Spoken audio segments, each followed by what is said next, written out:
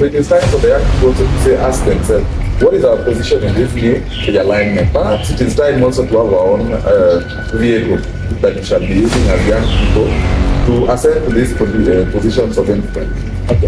Do you know how old the youth leader of ODM is? Okay. That's the irony about it. That is the only problem I was having in Salasya, of which I feel that he was not beaten. That did not meet the threshold of being beaten. We have seen people being beaten. Diego utanepata ama kama ni hiyo hata mtu nimepiga by the way. So as long as najua kwa nini. So any free time kidogo by the way. Nikitaka tu pale because we understand where we are as a country. Ruto approached him serious. And then he donated John Mbado. He was a nominated leader until then. He also donated Pio and I. He also donated Salasya. I'm not going to speak about Salasya and Obara. But I know Mbado is unqualified. You see. Why? Gaddafi was a very smart man. You know, for the US to put to assassinate Gaddafi, it took them 32 years. and like the ideologies that Gaddafi stood for me, like I hold them so dear because Gaddafi was for making Africa. Sasa majiwa na banja vitu za kishua kama na passion idea nitakupea success ni ndula tuna force kutoshare. Fasa na ngam vitu guest na share earpods sama speaker TikTok on air.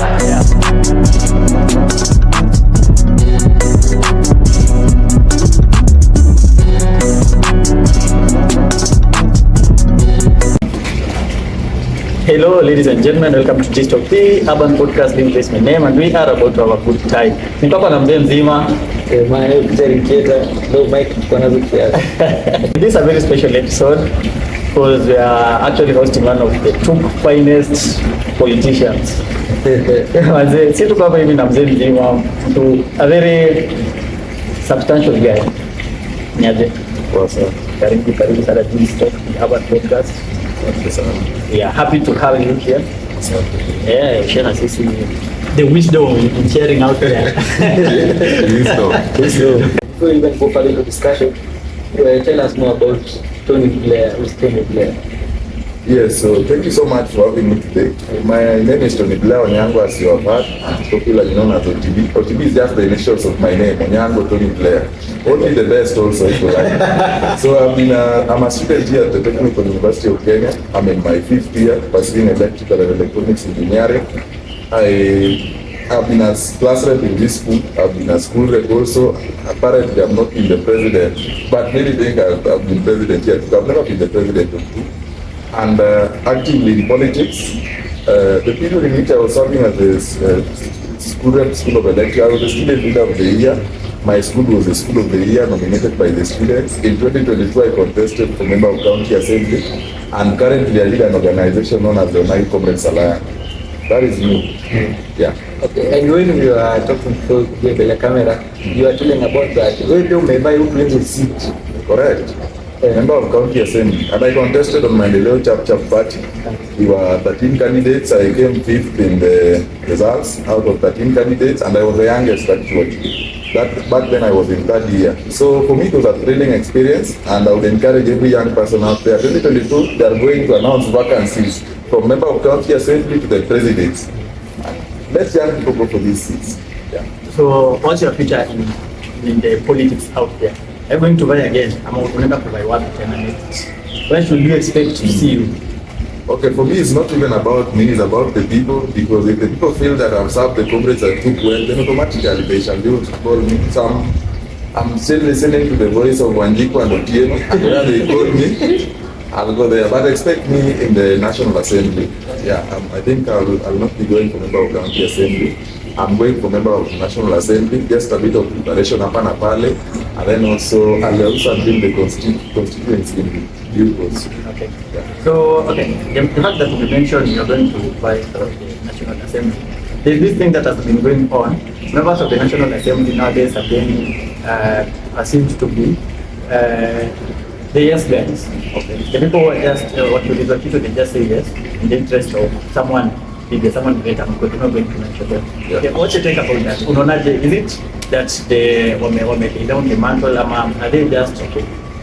I think it all boils back to the voter, because which kind of person did you elect? Because leaders are a representation of the people. So some of the people we elect in parliament do not necessarily meet the requirements. Most of the people we elect, we are electing them because maybe he gave you 500 shillings or 1,000. So the end result is that you have a clique of incompetent people in parliament. You see, these people cannot debate anything, they can't present any motions in parliament, and they don't know anything. They are not even in touch with their people. And that is part of the reason we saw the DMV uprising, because members felt that these guys are not representing as well. They are not highlighting what we are facing on the ground. So people have to be, the voter has to be very, very keen as to who is electing as a member of the National Assembly. Because when these people go there and they are not incompetent, the first thing they do now, there's what we call the doctrine of separation of powers, checks and balances under the tenets of democracy, whereby the legislature is supposed to be oversighting the executive. But that does not happen nowadays, because people nowadays are voting for the political party. So the political party belongs to the big man up there. So you either have to be loyal, or if you don't become loyal, then the next time you're going to lose the party ticket. Without the party ticket, the voter will not vote for you. How many young leaders, for example, have contested on smaller political parties, small, quote, and they have not been voted because we are looking for either that big party there by Nze, ama ingine ya that is the major challenge we are facing. So until our politics shifts into ideological, then we shall continue suffering the same disease. Okay. There's other notion about the electoral system in Kenya. Can the common mwananchi trust the electoral system in Kenya? Can we be able to just put the odds, to give them the odds, whatever leader we choose will be the one that will be announced as the winner? I think what you are trying to ask is whether who you vote for is the one will be announced. Because about voting. Yeah, so I think the constitution says that elections are supposed to be, verifiable, transparent, and free and fair. Free and fair. It can't be transparent, number one, because look at the people who are selecting the commissioners and even the chairperson. These are people, the selecting panel are people who have been appointed by political parties. And so there was even a person who took the as a new coalition to court because he was saying he was unfairly excluded from the selection panel. So you can imagine, if somebody is willing to go to court to be included in the selection panel, then what does that mean? It means then that at the end of the day, you are going to have the cronies or the proxies of these political parties as the selection panel. When you have these people as the selection panel, what do you expect as the IEC that is going to be there? These are people who are obviously loyal to the establishment. So at the end of the day, it doesn't translate into that fairness that the mwananchi is looking on. So until we change the method with which we come up with the IBC, then the difference is the same. So, you mentioned you are a leader of Onagi Comrades Alliance. Are you willing to tell us more about Onagi Comrades Alliance, what it is about? Yeah. So in each and every region, there are challenges that are unique. If you come from central Kenya, there are challenges which people are going through. When I come from Nyanza, for example, there are challenges that we are facing on that other side. For example, in our region, our perceived kingpin is not to be a liberator, a reformist, and somebody who has fought for multi-party democracy. But then, in our region, we don't have that democracy now within the region, you see. So, pale ukishapata tu ticket ya ODF ni hivyo. You are actually 50% done in the election. But then, the repercussions of that is that people don't work for the people. Unapata mtu the moment is elected, so long as in ODF, it doesn't care whether he works for you. Because at the end of the day, you come and say, Baba sent you. So that is how he came up with the Onagi Comrades Alliance. It's basically trying to mold young leaders from our region, which is Nyanza, from the 4 counties of Nyanza, which is Kisumu, Siaya, Migori, and Homabay. Personally, they come from Migori County, a place known as Suna East. We grow a lot of tobacco there. And also, so, you grow a lot of tobacco. So, do you mean to say that the use of tobacco in that area is higher? No. The only that when you are at the end of the day, Kenya, Africa is the backbone of our country. Sure. And what I meant is that tobacco farming is a very lucrative venture in this country. So the young people who are looking into something different, No one leaf of tobacco can produce like 1,000 stakes of cigarette. And that is mad, because one cigarette, one stake is how many? You don't have to answer that. I don't know. Not for what's at the end of 18. And which it is possible. Okay, so currently currently in Kenya, the political space, there is seeing the shift up to you, sir. What's your take on that? Well, Okay, basically, when tunasemanga politics, all politics is local and yani ni wale wale. we are continuously recycling leaders, you see. So right now somebody is in North Kenya, tomorrow she's in Ethiopia, and then she says she's a reform leader. Somebody is the vice president of Kenya today, somebody has been minister of environment, somebody has been member of parliament. Then now he says he wants now to make change, to bring change. So we are seeing a lot of political realignment, especially in preparation for the 2027 elections. And it's about interest. Where are my interests? Unfortunately, it is only the young people that do not have a place in this alignment. So it is time for the young people to ask themselves, what is our position in this new alignment? Perhaps it is time also to have our own vehicle that we shall be using as young people to ascend to these positions of influence. okay, but you have said young people do not have a space. But in ODM, ODM has a youth. Mm-hmm. Do you know how old the youth leader of ODM is? Okay, that's the irony about it. But ODM has a youth. It does. Yeah. So the thing with these youth leagues in these parties is that they are not there to serve the interest of the young people. They're just there for formalities, you see. Because even you, for example, if you have an exam tomorrow, you are a journalism student and you are told you need a calculator. Even when you do not understand the reason why you need this calculator, you just carry it. So the same way these political parties are creating these youth leagues so that they might twist the young people. They might also hoodwink them into thinking that there's a place for them, while in actual reality, there's no place for these young people. So do you mean to say that if I have got a youth league in my party, then I have got a space for the young people? No. Okay, but you see, for example, let me mention Cousin Makore. That man is vibrant. Yeah. Like the way he speaks about the ODM youth, think that the next big thing in Kenya. Yeah, Cousin, I do not like responding to, but no. What was the point of going to the streets if at the end of it all we are going to go back to these structures we are trying to fight? You see, what then was why were we going to the streets in the first place? Only for you to return into this same because those are the things we are trying to change. He has gone back there now. What is he doing? His work is to fly with Baba and talk about, when you look at the way Kashmir was talking about revolution in this country, and then you look at how he's speaking today, nowadays 90% of his speeches are Raila Odinga. Yes. And I don't know whether there's a lesson you are given when you go to ODM whereby you are taught how to praise Baba. When our party leader Raila Odinga, our party leader, our Baba, They're given a script. You must like it's like, no.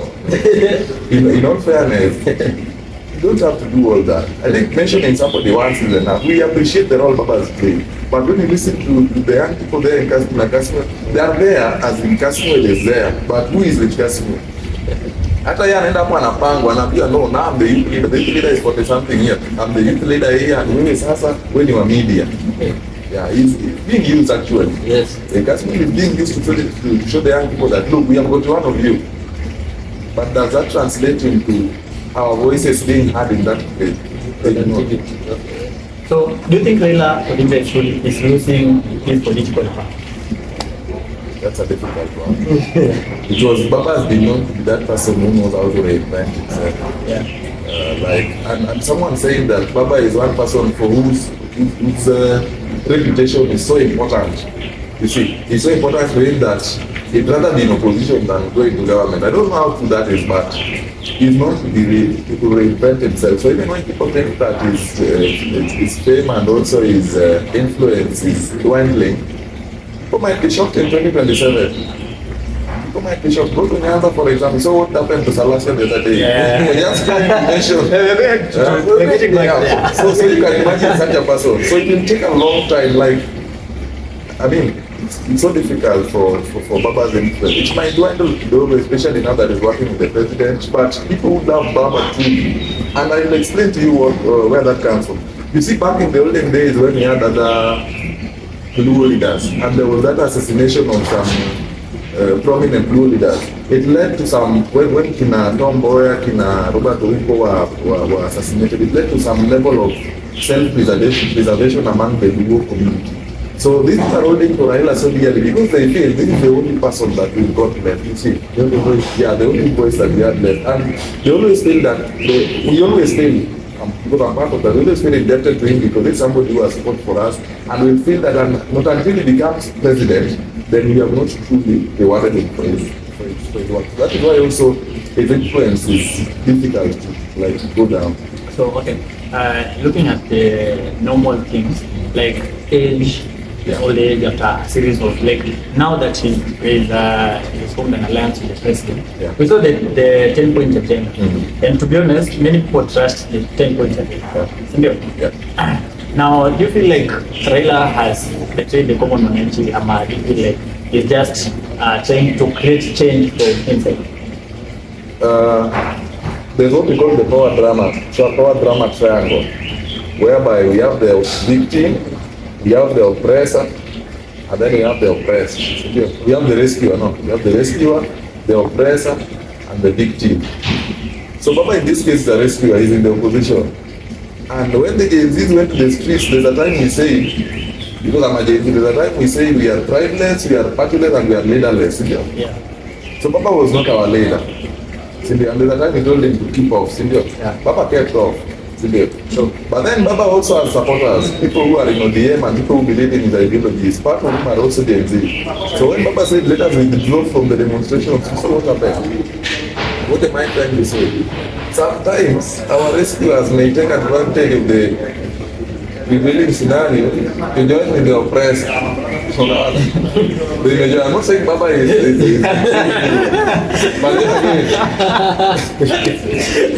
so in the power drama triangle, circumstances may make somebody shift from being a rescuer to being a beside with the oppressed. You see, and that one then means that we have to be very keen as Gen Zs. And part of the reason why I believe we shot ourselves on the foot when we say we are tribeless, we needed to have some level of organization. So going forward, so that we don't have similar discussions on who between who, we have to have structures, number one. Then we need to be objective.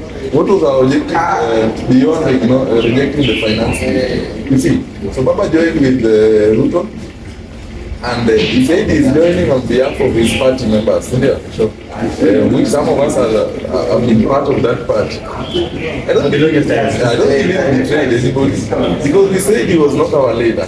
No. So when somebody is not your leader and he decides to join with the other person, has he betrayed? Not unless you are assuming that is our leader. He was not. And then also, so they also infiltrated the movement, and now Tinakasi also went the other side. So okay, looking at the ODM part, now that when you're taking a finance bill protest and all that, Raila recently and Akasema, the president went to him and asked for specialists. And Raila had to provide some people, the kind na Alice and Joho, na Oparanya, Mbadi, all those people. So you assign. Many people took that as a sign that Raila is now in the government. Is he really in the government? Is he still in the opposition? Baba started by saying he did not go to Ruto. It is Ruto who went to him. Yeah, true.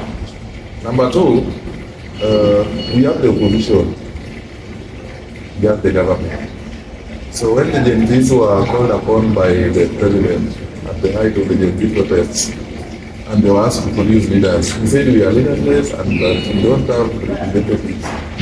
Part of, and I think it's a blessing in this case also because we know what happens when they go there, they are corrupted, and then, so I understand where the Gen Zs are coming from. But again, Baba now took advantage of that and said, okay, now that you people don't have leaders and you don't have experts, he approached, Ruto approached him, and then he donated it to John Mbadi. He was a nominated leader until then. He also donated Pure Wandai. He also donated Salasya and Joe. I'm not going to speak about Hassan Joe and Opara, but I know Paddy is a qualified accountant. You see. Also, in the energy docket, I think they are trying to do a good job. So we can't blame him really, because let's say we're just victims of circumstance. Because on one end, we are trying to prevent people from going to negotiate on our behalf and being corrupted, yeah. But on the other hand also, so that one has also cost us, because someone has now used that opportunity to, in his favor, to present his allies into government. So I think that is where Baba is confusing Kenyans, because it's like he's in government with one leg and then the other leg is outside, which is a very difficult position to be in, especially as Kenyans, because now without an opposition, Kalonzo and the likes are not doing anything. So they can't, because the opposition role is not as easy as they thought. It's not. And for a long time, opposition has been associated with Baba. So right now is the time for Kalonzo and the likes now to step up and show us truly why they are the people to go. Okay. I had a question about Kalonzo. I thought it will come much later, but let me just bring it in now. Do you think Kalonzo can make it as a president? Do you think he'll make it to the election today? Because the president spoke some days ago. Akasema, campaigning is one thing, and getting the seat is another thing too. And Kalonzo, for the longest time, he has been known as a kingmaker. He was in the government, but he was the vice president as well.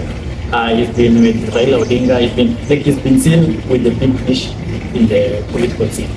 Do you think he has like his future is bright in terms of the presidency? How old is Kalonzo? Because we are still talking about his future. He's already in his future. In his future. It's like Kalonzo is still saying when I grow up. But what I want to say is that it is only a fool does things the same way and expects different results. You see, Kalonzo is one person who is known to be very indecisive. And right now, even as he's speaking in opposition, his stomach is facing the government. He's like asking himself, he's just waiting for one signal from Baba Raila Odinga so that he's also called into the government. Kalonzo is like, he feels that alone is very weak. And this is one of the problems Kalonzo has, because this guy has worked with Baba so much that he thinks that he cannot do it alone. Yet Kalonzo is running Wiper Party, which I think is the third largest party also. So this is one guy who, if he is to go for the position, he has to believe in himself, number one. And then, you look Kalonzo and Musalia Mudavadi, just put them in one was approved, because I find them very uninspiring. They're just there. Any work or two. And they do not hold things with the seriousness. You know, the way Babu Owino or even Kinasipuna speak passionately about these issues. That is one thing in a Kalonzo. So I don't think there's any new thing he's bringing to the table, but he's at a very good point. Only if they could rebrand the kind of politics they play. You saw when Baba was in opposition, the guy was traversing the entire country, and at the time even called for maandamano. You need to see Kalonzo calling for maandamanos, not just pressers and pressers and pressers. He needs to be, also we need to be seeing him in Kwale today, tomorrow is in Nyanza, the next time is in Northeastern. He needs to connect with the people. He needs to connect, he needs to be out there. So we need to see more of him coming out aggressively to call out. You see what Rigiji is doing? Look, he was just in government the other day, and now he's even out showing in Kalonzo. So they are trooping around him, also trying to slow Moreno. Okay, now that we mention the likes of Sifuna, Babu Owino, we'd like to know what's next for ODM, because like it or not, Baba is in his last touches in the ODM leadership. Okay, he's the ODM leader, but we need some substitution. Who's more likely to take the mantle? Well, in short, you're trying to say who's going to succeed, Baba. Yes. But Baba has been succeeded by William Ruto.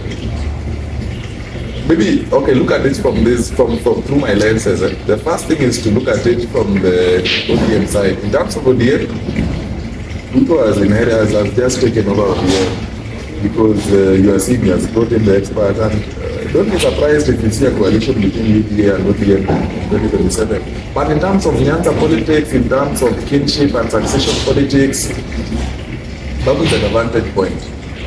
because Babu number one has got the popularity and also he has got age on his side. Then he has got also the space in which it's operating. You know, the National Assembly puts you on the national limelight, and Babu knows how to do it because for you, you know, they say politics out of sight, out of mind. So Babu knows this way. He has this way of keeping himself relevant at all points. Sifuna, not really because Babu has got this fan base that he made in university that still believes in. You know, even when I text him, he calls me comrade and I call him comrade. Yes, so we can easily relate, any pro. Sifuna, not necessarily, especially now that, but if they could work together, then it means they'll be having an added advantage. When you look at other young people in ODM, I think Babu, you know, really stands out. And also the kind of development is doing in the Bakassi East, in America strategically. But I think Babu is exiting ODM. Like in the recent, in the recent posts, I saw that Babu and Didi Nyoro, they are aligned from a party. Yeah. How true is that? And how effective can it be? Not verifiable, but if that is the case, then that is a very good thing. I think they have seen ahead. When you saw Didi Nyoro being removed from those powerful committees the last at that time, and also Babu, we've seen every time the party has got vacant positions, it's not given. Every time there's a new opening, you see there are so many people to the one. There's a time Badi even said that the queue is too long and there's no jumping in the queue. So I think they've seen ahead and they have got a fan base already. And if they can utilize that one and come together, then they are welcoming a new political dispensation that many young people are going to resonate with. So I think for me, if that is the plan there, I know they are still testing the waters, but for me, I would easily encourage them to do so. And I know many young people will be willing. I know many young people who are going to contest in 2027 and they do not know which platform for which vehicles to use. So it will be a very opportune time to use that. But again, I think they're also just preparing. So in case Babu loses the ODM ticket and also Bibi is not able to contest on UDA, they have like an alternative to use. Yeah. Would you have a perspective of the mindset about the abduction which are currently doing? The abductions. Yeah, I think abductions, first of all, I condemn, I do not support, because you can imagine the kind of trauma that these have been going through. Although I know that is one of the methods that have been used by successive governments to silence dissent. So it's not something that is new. We know the Nyayo torture chambers that were used by President Moi back then. And yeah, so many governments, not just in Kenya, even across the globe, there are so many governments that normally use abductions and even other means, even assassinations. We saw what we had, the extrajudicial killings to silence dissent. So mine would just be to condemn, because I will want any young person to go through that. And some of the people who have gone through that, when you listen to them, you can actually learn, like you see. And then also the families. According to Transparency International, there are still about maybe 20 or so who are missing. You don't know where these people are. They went missing. Those who have been lucky, at least they come out alive. Some also have come up. You remember some have also been found. The bodies have been found, I don't know, in the river. So it's a sad state of affairs. Okay, you think these things happen. Like I've been talking about, I had you mention about the late Tom Boyer. Yeah, there are also other people like James Karibu. Yeah, Robert Ogo. Do you really believe these extrajudicial killings are at the end? Can you really tell us that we are in a new age, that these things are supposed to be done with? We need to handle matters of national interest with decorum. And a human's life is so precious. Yeah. Do you really believe things need to change in that matter? Absolutely, definitely, because life is so precious, and I think we need to preserve the sanction of life. And for me, I always say that it's not a matter of life, and only that, especially with the advent of corruption, people pay for these positions. So the main reason people are killing is because, look, you are coming, you don't know if it's a contest for finite resources, you see.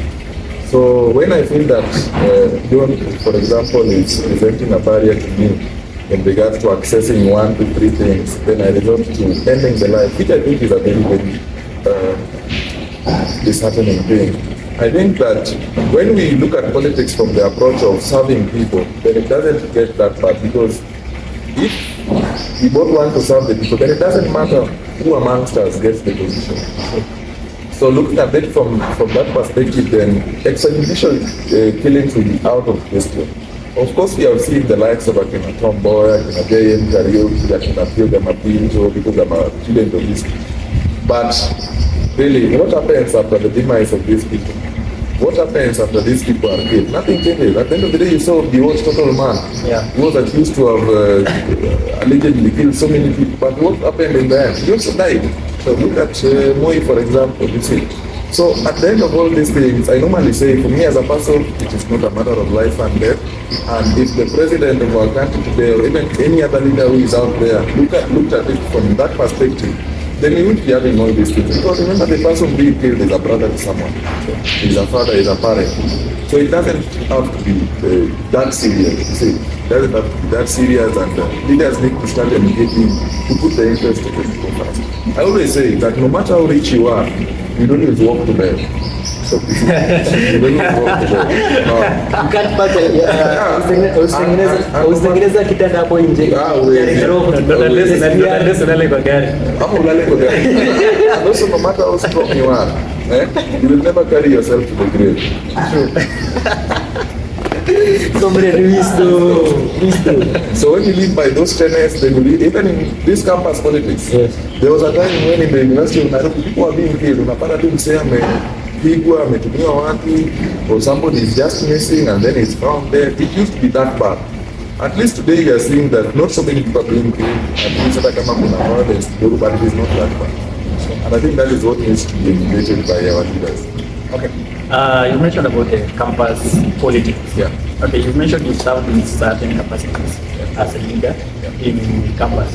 In your view, how authentic is campus politics? Is it really fair compared to the national politics that are going?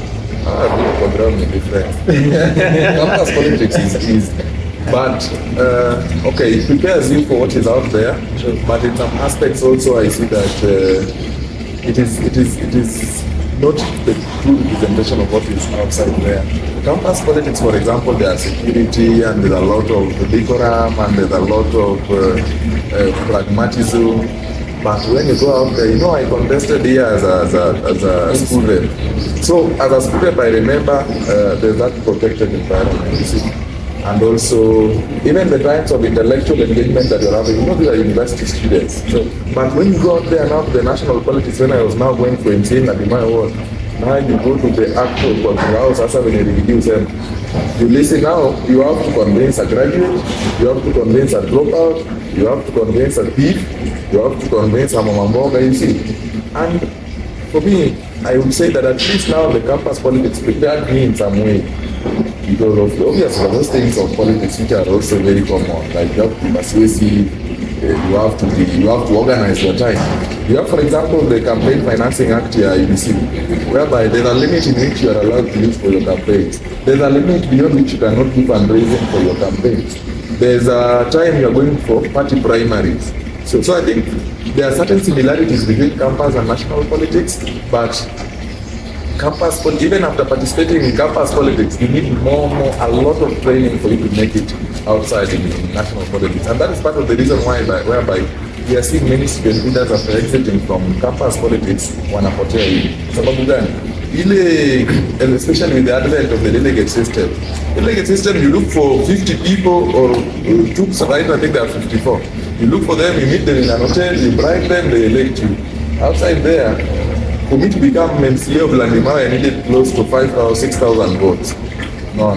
For me to be an MCA in CBD ward here in Nairobi Central, I needed close to 20,000. You see, so how many times are you going to meet these 20,000 people and be trying to see that? Yeah, so it prepares you, but there's a lot to learn after coming out of the campus politics. So just confirm corruption in kila mahali. Corruption iko bro. Corruption ni venye tu wewe sasa ukibenefit from corruption disconnection. The name changes. The name changes. You see, so when you're a beneficiary, it is good. When you're not, but corruption is one of the instruments in a politician. And it's so bad. So terrible. So, and those are the ways which politicians amass their wealth. Correct. Because if I try to get into this seat, what do you expect me to do once I'm there? To report first, man. If I change my contact first, usichange. Sasa mtu na bango. Now, me saying not in the literal sense, I believe it's a change yangu. But I'm just saying, you have seen it. Because, by the way, one thing I normally say is that if we are to move forward as a country, two things. One, we must live within our means and within the confines of the constitution. Number two, we must strengthen our institutions such as EACC, IBC. Because EACC right now can investigate you mpaka wapate uko na graft cases. But they can't prosecute you.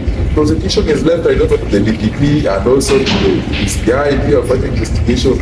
So we need to give bodies such as EACC prosecutory powers.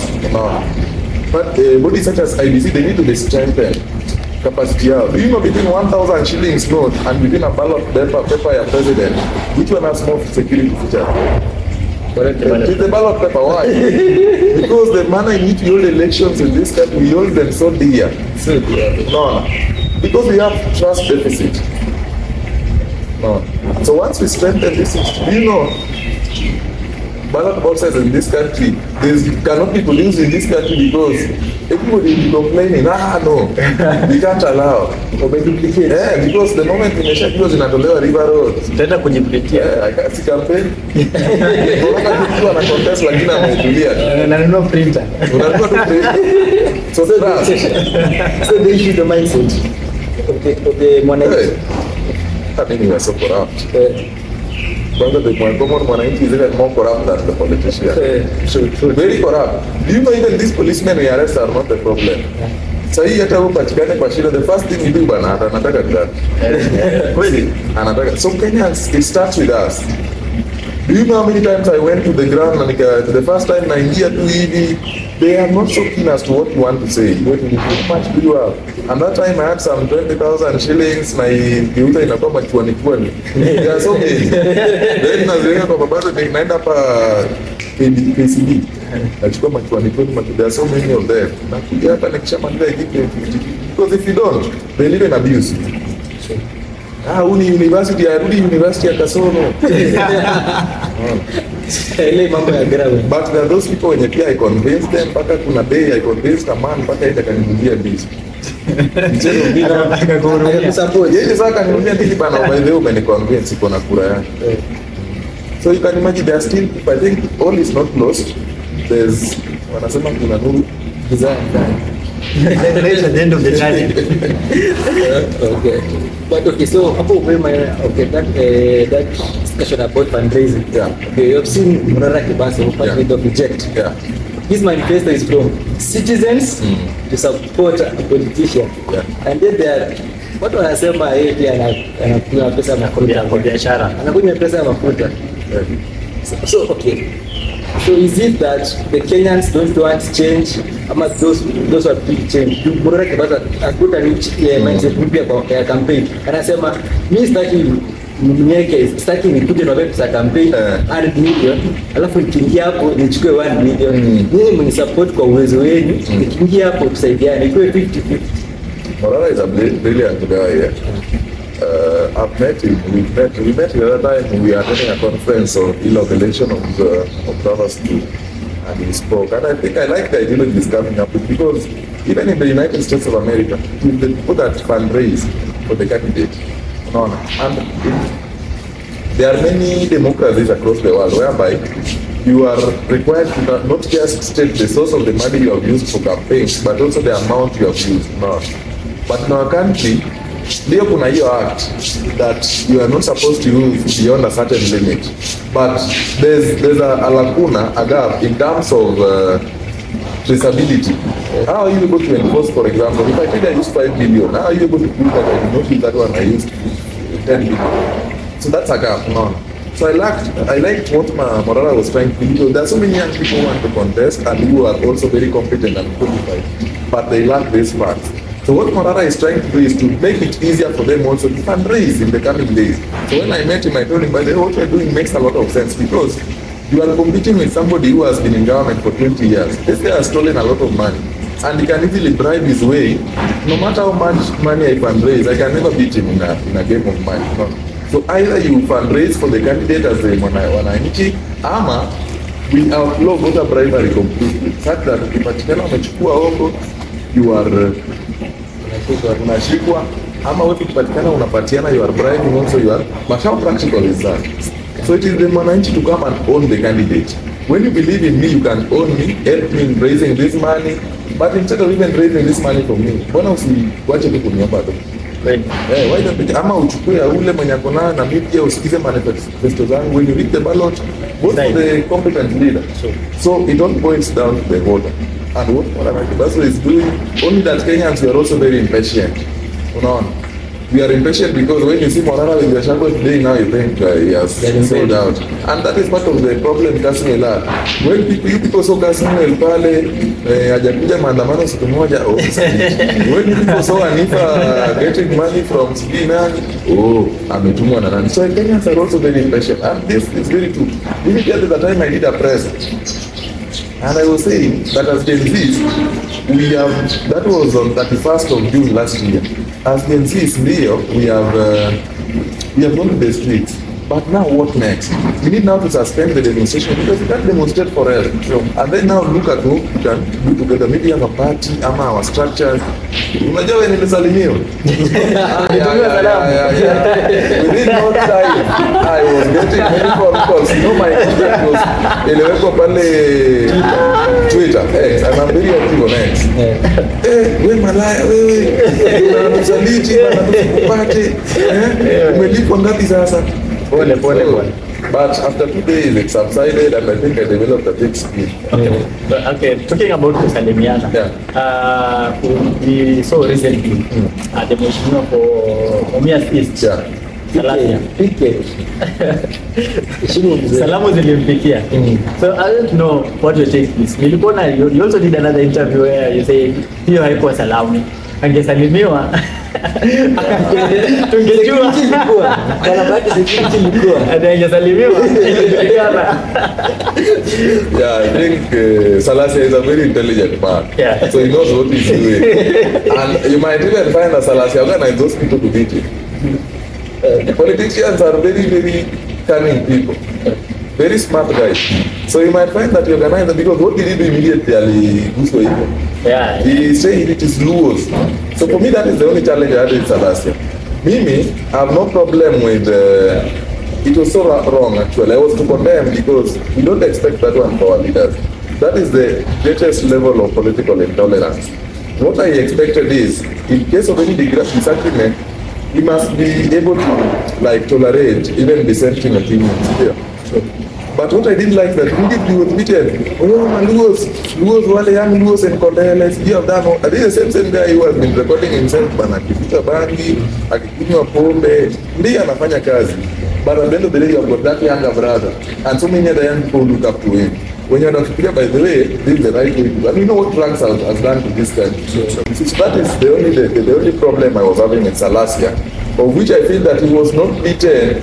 That did not meet the threshold of being beaten. Now, we have seen people being beaten. And then one thing is, like Salasya, now we've seen it even in history. People who have tried to fight Raila Odinga have gone into political oblivion. But now look at Evans Kibiru, who tried to come against Raila in Homa Bay. He has never recovered. He was Nairobi governor once. Look at there's this guy who was MP of Rarieda. He was called Nicholas Gumbo. He tried to be governor in Sia. Yeah, no success. Look at Ken Obura. So many people. Look at even Raphael today is now that he's trying to recover. Yeah. So Salasya, if he wants to go to parliament, because we love him and he's doing a good job at Mumias East, but we also know he's trying to remain politically relevant. He's trying to be, in Kenya, we elect populists. So all these things are geared towards making them be popular, to hit the headlines. So they're in constant in a competition. what can I do so that people talk about? What can I do? That is why he was pulling the Lugo card. No. And that is why, even if he was not beaten, now he will be beaten. So he needs to be very careful. Atarajia Salamu. You know, he mentioned something about wale vijana pale Kondele wanavuta bangi nini. How the people of Kondele are calling him for peaceful negotiation. Unaona? Sio watu wa Kondele waliita Chebukati pia after elections. Vizuri. I think it was around 13th of March this month.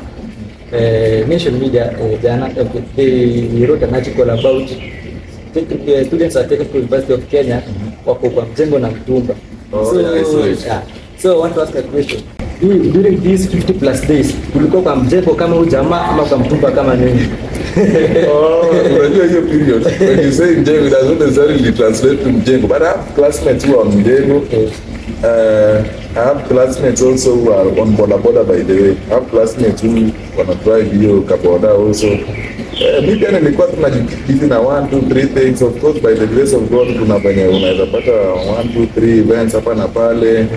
1, 2, 3 meetings hapa na pale, also get some small allowance. I want to say maybe as for me, nilikuwa napata some opportunities kidogo, not necessarily mjengo, but mi pia huwa nasemanga kuchagua ujembe si mkulima, unaona. So at the end of the day, whatever can give you something, mimi am that kind of person. Unapiga hiyo shughuli. Mjengo utanipata, ama kama ni hiyo, hata tupi nimepiga by the way. So me as long as search minutes unajua kwa kila nini. So in free time kidogo by the way, nikitaka tu pale because we understand where we are as a country, and we also don't want to be labeled as lazy. So ile nafasi kidogo huwezi omba mzazi kila siku. Na kwanza watu wako tu ukifika tabia nao, you stop being a student. You're officially a parent. You are a parent. When you told them, wanakuwa kwanza kwa wao wanakuambia sikitumie kitu. Wanageuza inakuwa ni yako. Okay, thank you for coming. Before we end this segment, I'm going to ask you a few questions, a few personal questions. And I hope you reply as fast as possible, as fast as you can. Sasa, no, they're just simple questions. Okay, number one, what's one hobby or passion that you have that many people would be surprised to know you have? Wow, I love movies. I love watching movies. Kama sasa I was watching again the movie 4. Napenda movies sana. Nile sipatangi time. Okay. Yeah. Okay, number two, if you aren't in your current role, what career path or life path would you have pursued? Definitely an electrical engineer. That is what I'm pursuing. Ukiona kwa siasa huko nimebranch, but I've been a serious electrical engineer. Okay. Yeah.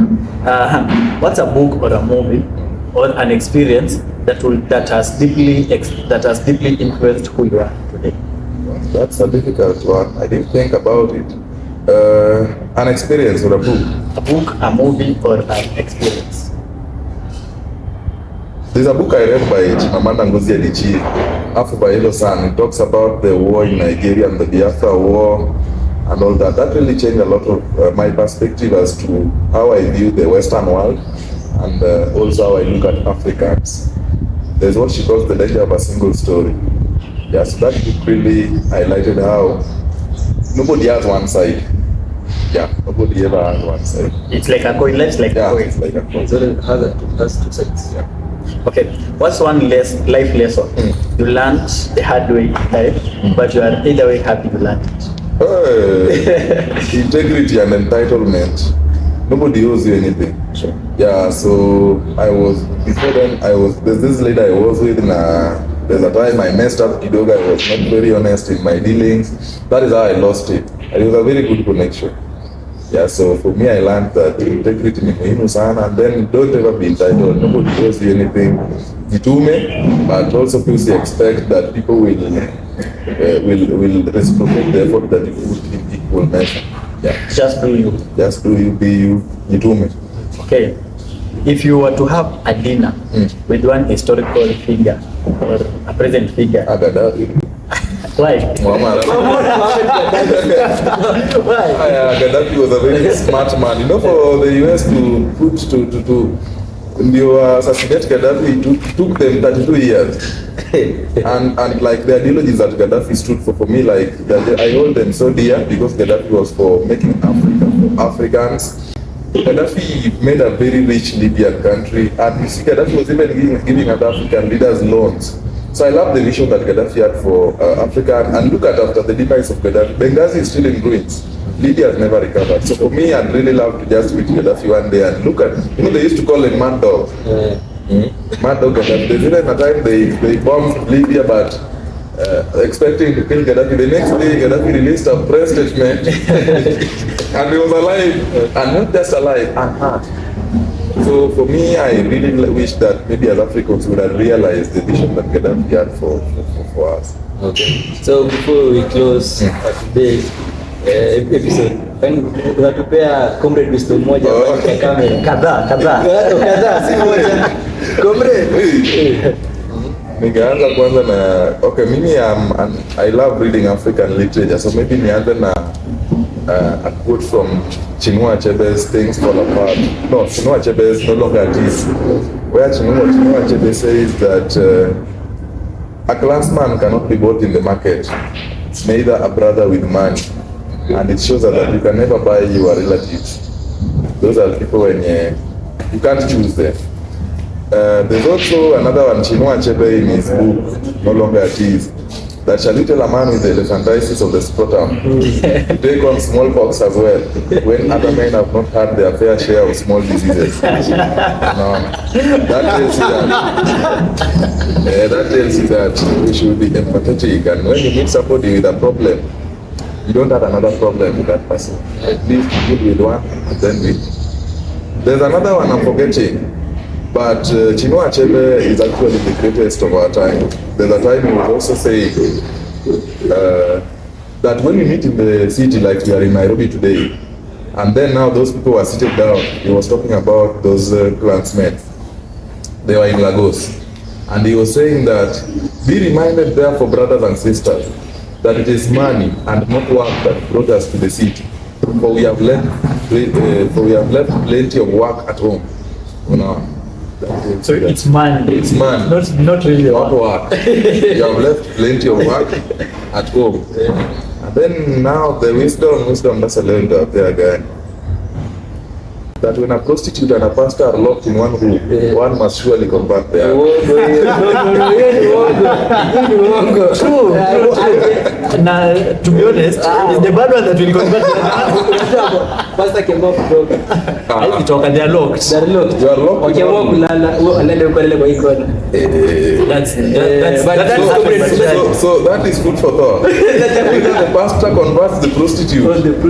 Or the prostitute does what? Converts the pastor. And when a bereaved woman has big buttocks, the community quickly organizes the burial of the husband.